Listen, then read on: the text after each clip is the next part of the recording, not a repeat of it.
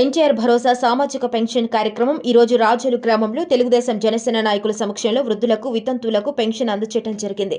ఈ కార్యక్రమంలో పెద్దాపురం నియోజకవర్గం పరిశీలకులు మరియు రాష్ట్ర వాణిజ్య విభాగ కార్యనిర్వాహక కార్యదర్శి బోళ్ల వెంకటరమణ పాల్గొన్నారు మరియు గ్రామ కమిటీ నాయకులు కార్యకర్తలు పాల్గొనడం జరిగింది.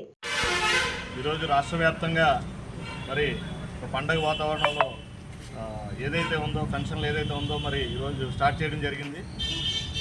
పెన్షన్లకి పేటెంట్ హక్కు తెలుగుదేశం పార్టీది, చంద్రబాబు నాయుడు గారిది, ఎన్టీ రామారావు గారిది.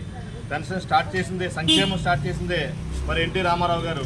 ఆ రోజు 35 రూపాయలతోటి మొదలుపెట్టినటువంటి పెన్షన్ చంద్రబాబు నాయుడు గారు వచ్చిన తర్వాత 75 రూపాయలు చేయడం జరిగింది. తర్వాత రాజశేఖర రెడ్డి గారు మోసం చేసి 10 సంవత్సరాల్లో పెంచింది 125 రూపాయలు మాత్రమే.